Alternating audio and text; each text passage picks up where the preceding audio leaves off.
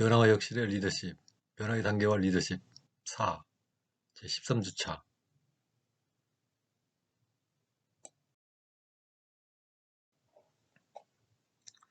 다음은 앞에서 일부 언급하였지만 미션의 체계화에 대해서 살펴보겠습니다. 미션의 체계화란 이처럼 전체 조직과 단위 조직 간의 위기에 따라서 미션이 잘 조직화되어 있는 것을 말하며, 이와 같이 미션이 전체적으로 잘 마련되어 있다면 미션의 체계화가 잘 되어 있다고 하며, 미션의 체계화가 잘 된 집단은 생산성이 높고 불량률이 낮으며 리더십 차원에서는 목표 달성이 잘 되는 상황이라고 말할 수 있겠습니다. 화면에서 보듯이 미션은 조직 전체, 기능 부서별, 단위 조직, 그리고 마지막으로 개인별 직무의 미션으로 계층적으로 위계화되어 있습니다. 미션은 이처럼 탑다운 방식으로 체계적으로 정의되어야 합니다. 그래야 계층별로 적절한 미션을 설정하고 무리 없이 전체 조직에 중복 없이 효과적으로 적용할 수 있습니다. 미션은 그림에서 보듯이 위로 올라갈수록 본질적이고 통합적이며 아래로 갈수록 기능적이고 구체적입니다. 그리고 조직의 가치와 비전은 모든 단계에서 공유되어야 바람직합니다. 이와 같은 점이 미션의 체계화라고 말할 수 있습니다.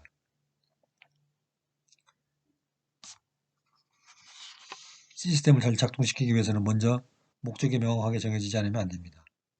하나의 시스템은 정해진 목적에 따른 방법에 의해서 비로소 정확하고도 효율성 있게 작동합니다. 이 말은 이시카와 미소가 하는 말입니다. 그러므로 모든 조직은 먼저 비전을 설정하고 그에 맞는 목적을 세운 다음 조직과 개인의 미션을 설정합니다. 이것은 국가나 기업이나 여타 조직이 만들어지고 운영되는 룰이며, 이것이 정상적으로 잘된 집단을 체계적으로 운영되는 조직이라고 합니다.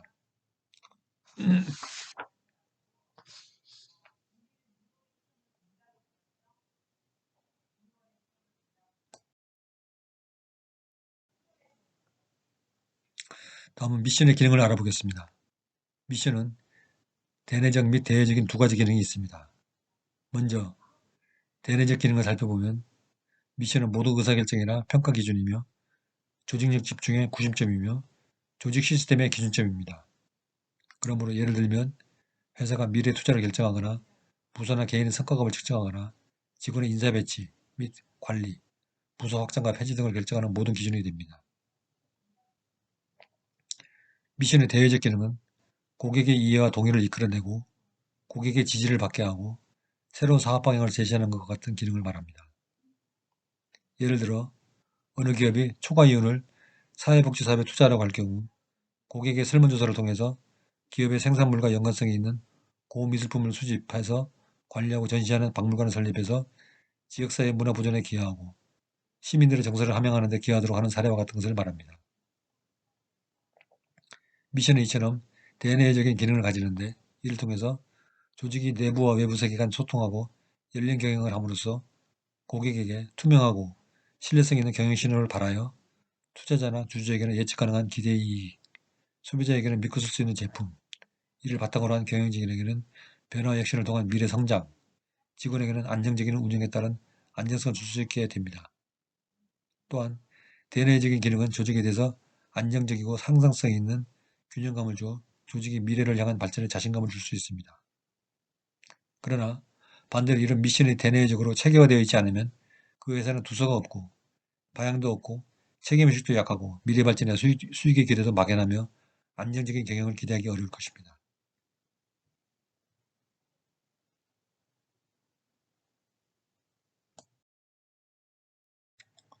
미션을 설정한 다음은 그것을 실천하는 것과 피드백입니다. 미션의 실천은 바로 변화의 실행을 말합니다. 피드백은 변화 실행이 제대로 됐는지를 평가해서 잘된 점은 장려하고 잘못된 점은 바로잡도록 하는 것을 말합니다. 미션을 정하고 이를 잘 실행을 하고 피드백을 유유적절하게 해주는 것이 성공의 열쇠입니다. 이번에는 변화 혁신에서 성공을 가져오는 8가지 요소를 살펴보겠습니다. 이 자료는 송익관이 제시한 자료입니다. 첫째, 적합한 측정 매트릭스를 찾아낸다. 여기서 매트릭스는 측정 기준을 말합니다. 측정 기준은 여러 가지가 있습니다. 전년 대비 성장률, 전분기 대비 성장률, 퍼센트 비율, 수익률 등 측정 목적에 따라 다양한 지표와 기준을 설정할 수 있습니다. 이에 따라 목표 달성이 된 분야와 미달 분야를 찾아내고 원인 분석을 해서 실적을 끌어올릴 수 있습니다. 그러한 매트릭스 예로 매출 실적, 소비자 만족도, 반품률, 공장 가동률, 결근율, 불량률 등이 그것입니다. 두 번째로 선도적인 변화의 측정 장치를 개발하는 것입니다. 선도적 변화의 측정 장치가 무엇이 될 수 있을까요? 혁신의 확산에서 조기 채책자와 여론 선도층의 구성과 확산 비율의 비교 분석, 캐즘의 발생 여부, 혁신의 전파를 위한 워크숍과 재량시간 허용 여부 등이 그 사례로 들 수 있습니다. 여기서 여론 선도층의 구성이 적절한지 여부, 캐즘이 발생하면 문제가 무엇이며 확산을 재개할 수 있는 해결책이 무엇인지를 분석을 통해서 제시할 수 있어야 하겠습니다. 세 번째, 미래를 위한 최상의 실행 방식을 예측합니다. 현재 발생한 혁신의 확산에서 문제점은 당장은 해결하겠지만 앞으로 어떻게 더 효과적인 대응을 할 것인가를 예측해야 합니다. 예를 들어 코로나19 1차적인 초기 대응은 잘 극복했지만 다음 겨울에 올 것이 확실한 2차적인 전파에 대한 대응은 무엇인가가 좋은 사례가 될 수 있습니다. 한국은 지역마다 설치된 지역 공공도서관을 이용해서 호흡기 질환 클리닉을 만들어 코로나 2차 전파에 대응하고 있습니다. 그 이유는 병원을 코로나 대응센터로 만들면 다른 일반적인 환자가 감염을 이유로 병원을 이용하지 못하는 문제가 있어서 이 문제를 해결하기 위해서 지역공공도서관에서 코로나 의심 환자의 진단을 하고 질환 정도에 따라 가정과 공공기관에서 관리를 하고 중증의 경우에만 병원으로 이송해서 치료를 받게 할 예정입니다. 네 번째, 최상의 실행 방식을 제일 먼저 채택한다. 미션의 실행 방식은 유일무이하지 않습니다. 그리고 기업이나 조직은 미션의 실행에서 여러 가지 다른 환경을 고려해서 A, B, C 등 여러 가지 대안을 가지고 실행을 해야 합니다. 미션의 실행에 있어서 실행 방식은 최상의 실행 방식인 A안을 제일 먼저 채택을 합니다. A안은 모든 상황이 정상의 경우에 해당합니다. 전기 공급이 이상이 없고 직원의 결근도 정상이고 원자재 공급도 정상이며 무역을 위한 국경의 봉쇄도 없는 경우입니다.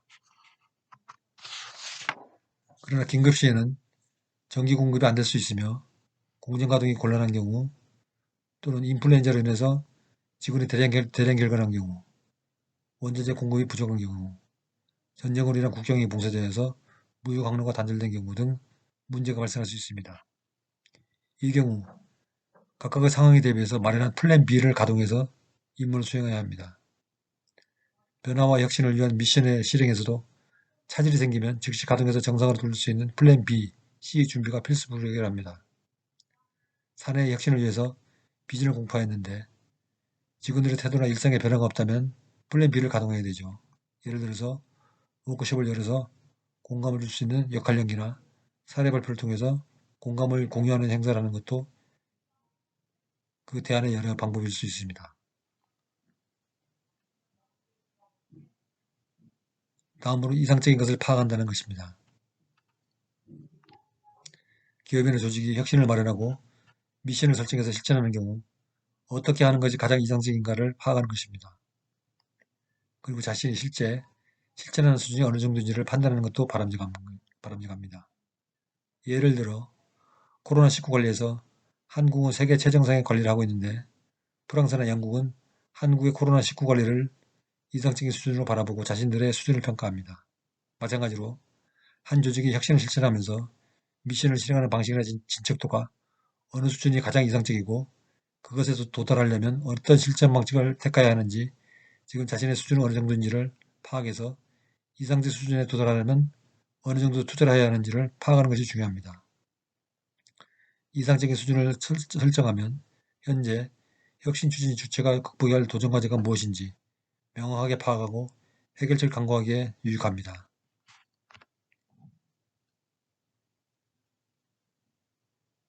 다음은 이상적인 것에 가장 가까워지도록 노력하는 것입니다.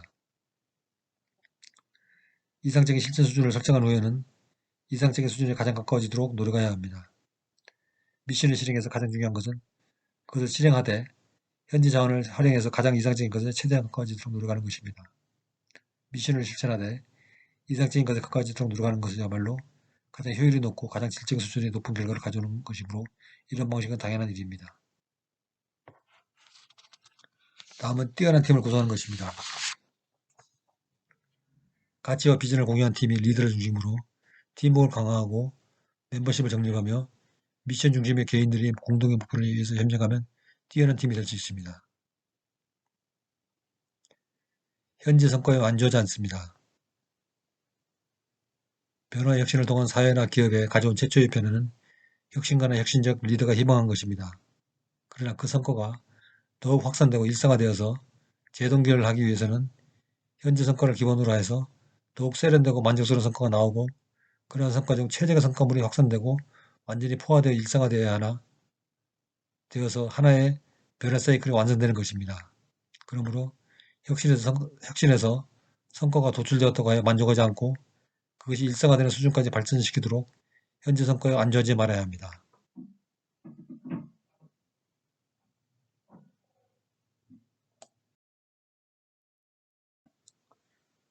속력과는 변화를 방해하는 8가지 요소에 대해서 설명합니다. 그것은 방향감각 상실, 과도한 기대감, 무기력, 방어자세, 고립, 은폐, 능력의 과소평가 등 8가지입니다. 하나씩 살펴보겠습니다. 방향감각 상실. 혁신을 추진하면서 어느 쪽으로 가야 할지 모르는 상황이 되면 멈춰서서 주위를 둘러봐야 합니다. 그리고 높은 곳으로 올라가서 주위를 살펴보고 우리가 어디에 있는지 확인하고 진행해 나갈 방향을 찾아야 합니다. 두 번째, 과도한 기대감. 혁신을 통해 처음에는 과도한 기대감을 가져서는 안 됩니다. 왜냐하면 혁신이 확산이 되지만 그 중에 캐즘이 발생해서 혁신이 중지될 수도 있기 때문입니다. 세 번째, 무기력. 혁신은 참신함과 창의성을 추구하는데 실제 현실이 무기력하고 진부하다면 새로운 분위기를 요구하는 혁신의 정신에 반합니다. 에너지가 넘치고 활기찬 분위기를 만드는 데 무기력한 모습을 보이는 건 혁신을 후퇴시키는 것입니다. 다음 방어자세입니다. 혁신은 방어적이라기보다는 공격적 성향이 강합니다. 왜냐하면 어떤 경우에는 자기 파괴까지 하면서 혁신을 추구합니다. 그러므로 소극적인 방어자세보다는 공격적인 적극성이 혁신의 모습에 더 어울립니다. 고립. 혁신은 기존 시장에 새로운 바람을 불어넣고 새로운 개념을 구체하는 과정입니다. 그런데 혁신을 하면서 외부 환경과 소통하지 않고 고립 정책을 취한다면 시장에서 확산도 기대할 수 없고 혁신의 목적도 달성하지 못할 뿐더러 혁신하는 의미도 없습니다. 왜냐하면 인간의 삶은 조직, 국가, 사회, 국제적 소통을 떠나서는 생각할 수 없기 때문입니다. 다음은 지나친 낙관주의입니다. 혁신은 저항을 수용해야 하고 혁신이 확산되는 과정에 캐즘이 발생하여 도태되는 경우도 다반사입니다. 그러므로 지나친 낙관주의를 경계해야 하며 항상 위험이 따른다고 생각하고 대응 준비를 해야 합니다. 일곱 번째로 은폐입니다. 개인과 기업처럼 국가도 진실을 은폐하고 거짓 정보를 가지고 운영하려고 하면 언젠가는 그에 대한 대가를 치러야 합니다. 중국을 보면 코로나 대처 관련 통계 정보를 조작해서 세계적으로 비난을 받고 있습니다. 거짓이나 은폐로 사실을 조작하면 거래 상대방으로부터 신뢰를 받지 못하고 조작자, 은폐자로 낙인 찍혀서 배제될 운명에 처하게 될 것입니다. 마지막으로 능력의 과소평가입니다. 거래 상대방의 능력을 과소평가하는 경우 곤란을 당할 수 있습니다. 여러 가지 상황에서 능력이 없는 것처럼 보일 수 있습니다. 그러나 코로나 사태에서 한국의 경우는 처음에 대처 능력이 부족하다고 전 세계로부터 비난을 받았지만 시간이 지날수록 한국의 진단 능력의 빛을 발하기 시작했고 마침내 전 세계 1등 방역 선진국이 되는 지위를 받았습니다. 이처럼 어느 개인이나 국가 또는 기업은 겉모습만 봐서는 진가를 알 수 없습니다. 혁신을 추구하는 개인이나 조직도 상호간에도 마찬가지입니다. 상대방의 겉모습만 보고 판단하지 말고 시간을 두고 인내하면서 진가가 나올 때까지 그를 바라봐야 합니다.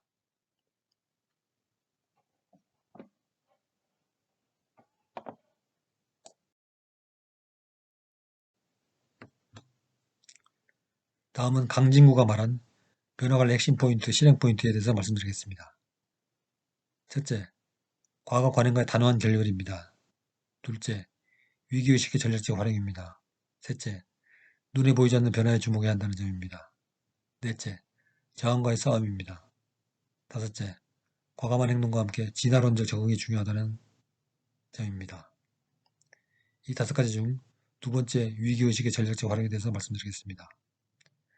변화관리에 활용되는 방법 중 위기의식의 전략적 활용은 예를 들어서 이러이러한 조치를 취하지 않으면 어떠한 위기가 닥쳐오고 그 결과 우리가 지불해야 하는 피해와 손실은 수백억 원이 넘는다. 이렇게 구체적인 결과치를 제시해서 팀원이나 조직원의 참여를 촉구하는 방법을 말합니다.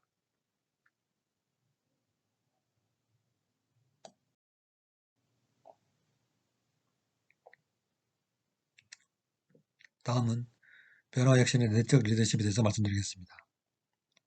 변화와 혁신의 내적 리더십 개념은 각 개인들이 자신들의 내면을 탐색하면서 자신이 가장 탁월하게 일어날 수 있는 환경과 조건을 찾아갈 수 있도록 돕고 특히 개인들의 내면에 대한 자기인식 프로필을 확립하는 방법을 말합니다. 즉 우리가 외적으로 가지고 있는 변화 혁신의 리더십에 대해서 다시 한번 그것을 묶어서 잘 진행할 수 있도록 하는 내적인 무장을 말하는 것입니다. 거기에는 첫째 영감을 주는 비전지기가 있습니다. 이것은 비전에서 영감을 받고 그것을 잘 지키는 것을 말합니다. 여기에는 공간과 같이 팀을 묶는 강력한 기제가 필요하고 필요할 때는 그러한 것들이 발휘될 수 있도록 하는 장치도 필요합니다.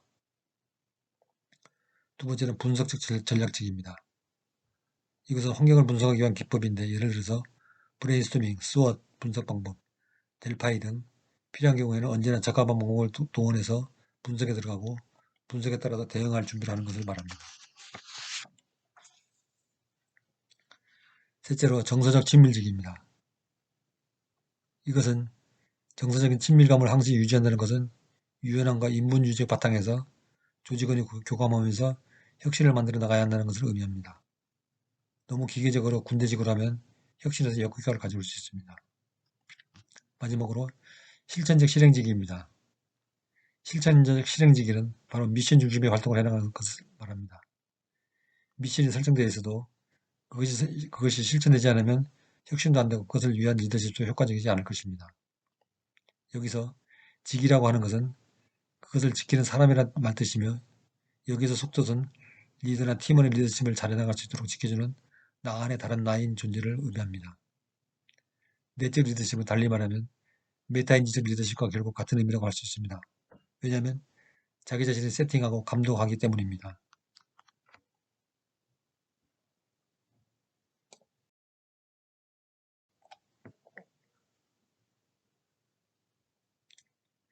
내적 리더십의 각 직위별 팀명, 핵심 질문, 힘의 원천 및 실행 지침은 화면의 표와 같습니다. 영감 주는 비전직의 경우 핵심 질문은 내가 원하는 것은 무엇인가? 내가 원하지 않는 것은 무엇인가? 이것이며 힘의 원천은 직관입니다. 실행 지침은 자신의 비전 생성하기, 자신의 비전 소통하기입니다. 분석적 전략적의 경우 핵심 질문은 내 생각은 무엇인가, 내 의견은 무엇인가입니다. 힘의 원천은 이성이며 실행 지침은 객관적 사실과 수치 제어, 모든 프로세스 점검입니다. 다음으로 정서적 친밀주기는 핵심 질문은 어떻게 감정을 돌볼 것인가입니다. 또는 우리의 신뢰 수준은 어느 정도인가를 말합니다. 힘의 원천은 감성입니다. 실행 지침은 감정에 대해서 민감하기와 협력과 신뢰 유지입니다. 마지막으로 실천적 실행지기의 핵심 질문은 내가 해야 될 과업은 무엇인가? 이것을 언제까지 마쳐야 하나입니다. 힘의 원천은 의지입니다. 실행 지침은 자신감에 기반한 소통, 자신의 위치에서 실행하기입니다. 이 내적 리더십의 각 직위는 리더가 리더십의 기능을 하는 경우 그것을 내적으로 다시 한번 결속해서 튼튼히 붙잡아 매어서 외부로 표출되는 리더십 기능을 원활히 할 수 있도록 하는 내적 관리자 기능을 하는 것을 의미합니다.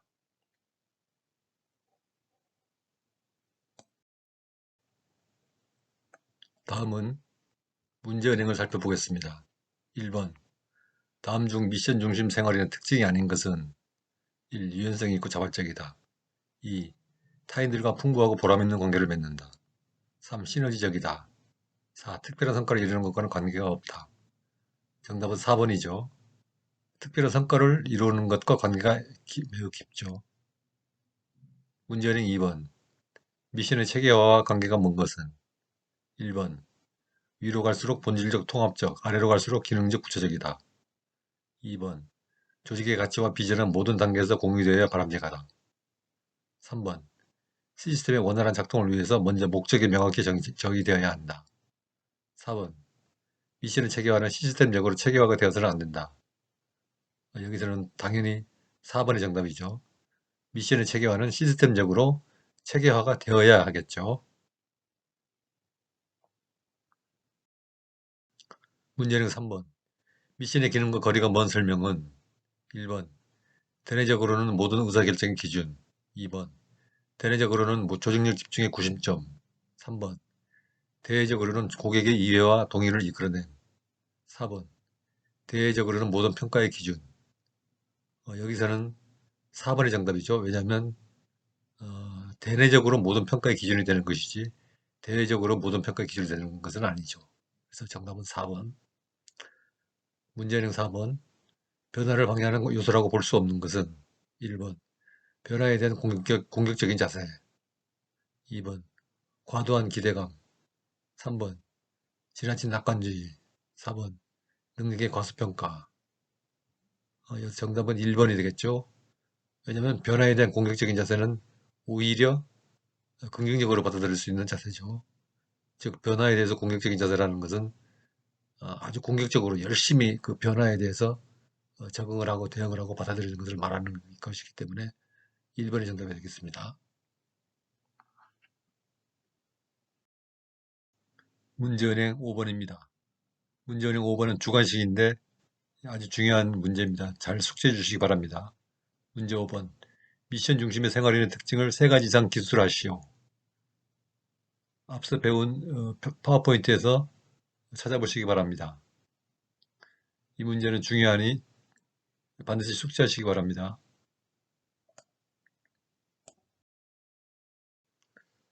오늘 수업을 요약하겠습니다.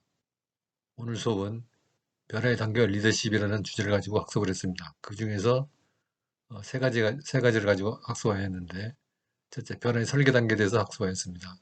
둘째로, 변화의 실행 단계에 대해서 학습했습니다. 세 번째로, 변화의 피드백 단계에 대해서 학습하였습니다. 여러분, 긴 시간 강의 듣느라고 수고 많았습니다. 안녕히 계십시오.